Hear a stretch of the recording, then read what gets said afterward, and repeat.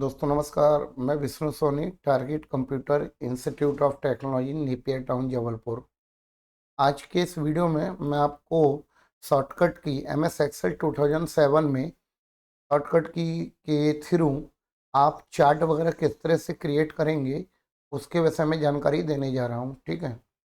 इसके लिए सबसे पहले अपन ने एमएस एक्सेल ओपन कर लिया और एमएस एक्सेल ओपन करने के बाद सबसे पहले मैं यहाँ पर कुछ डाटा तैयार कर लेता हूँ। ठीक है।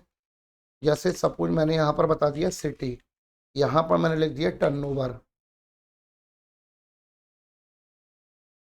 सिटी और टर्नओवर, इस तरह से मैंने यहाँ पर दो कॉलम बनाया। सबसे पहला मैंने यहाँ पर बता दिया जबलपुर। ठीक है, ये मैंने कर दिया जबलपुर भोपाल।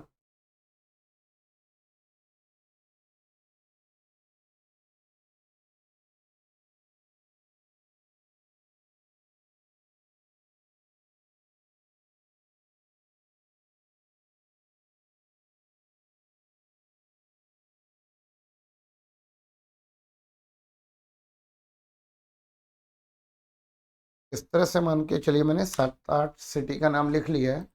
और अब मैं यहाँ पर उनका टर्नओवर ऐड कर रहा था। मान लीजिए कि मैंने यहाँ पर बताया जबलपुर का 50,000, भोपाल का मान लेते हैं 60,000, इंदौर का 80,000, रीवा का मान लेते हैं कि अपन ने डाल दिया इसमें 90,000, कटनी अपन ने ऐड कर दिया 40,000, सीधी अपन ने कर दिया मान लीजिए 60,000, पाटन जो है यहाँ पर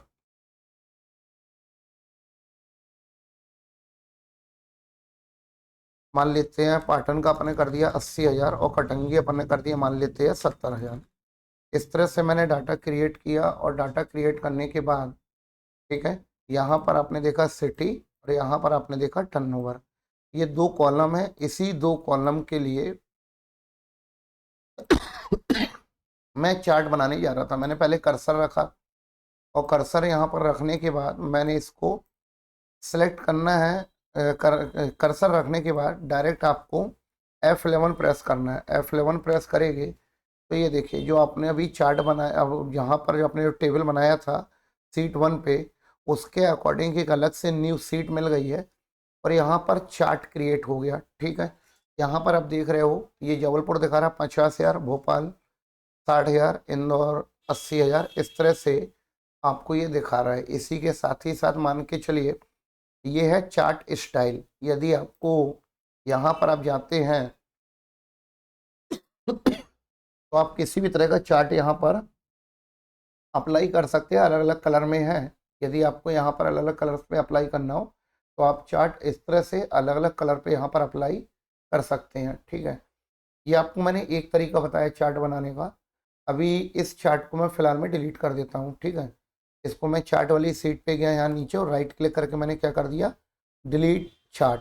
ठीक है, डिलीट कर दूंगा तो ये चार्ट यहाँ से डिलीट हो जाएगा इस तरह से। ठीक है, दूसरा तरीका ये है कि मैं चार्ट इसी सीट पे चाहता हूँ। ठीक है, क्योंकि अभी आपने देखा कि डाटा अपना यहाँ पर था और चार्ट अदर सीट पे जा रहा था। ठीक है, यदि मैं चाहता हूँ कि चार्ट भी सेम सीट पे इसी सीट पे रहा है तो उसके लिए सबसे पहले मैंने इसको यहाँ पर कर्सर रखा सीट सिटी के ऊपर और ऑल्ट के साथ मैंने यहाँ पर प्रेस कर दिया ऑल्ट के साथ F1।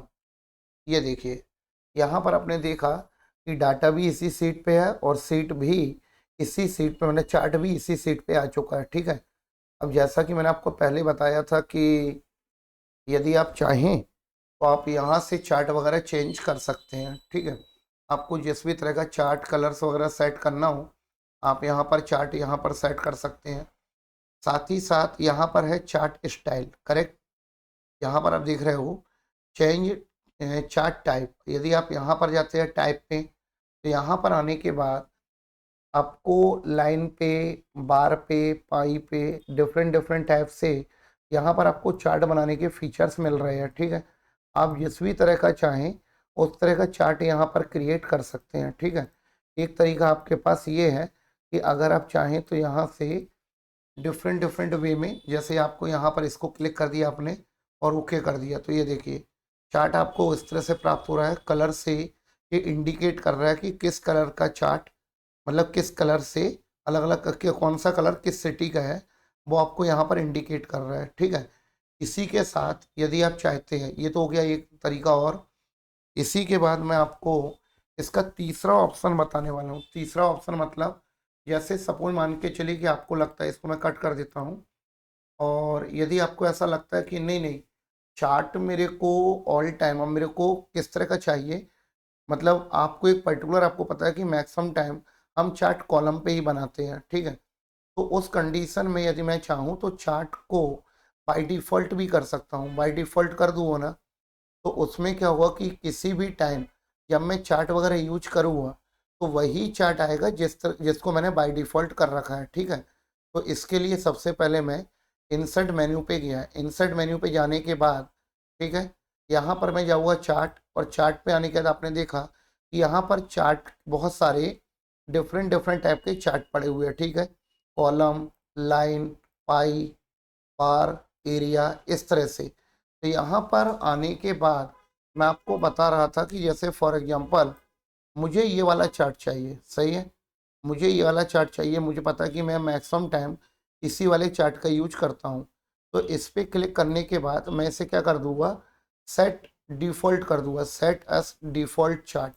अब इसके बाद जैसे ही मैं इसको ओके करूँगा, ठीक है, ये तो हो गया आपका कंप्लीट।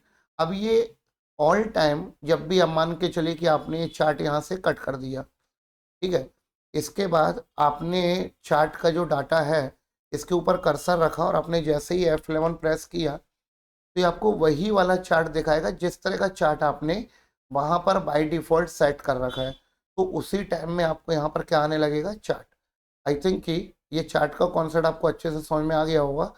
और यदि आपको वीडियो पसंद आया हो, शॉर्टकट की मैंने जो बताया आपको याद है, यदि ना हो तो मैं आपको बता दूं दोबारा कि अपन लोगों ने नॉर्मल चार्ट बनाने के लिए बताया था कि आप कर्सर यहाँ पर रखेंगे।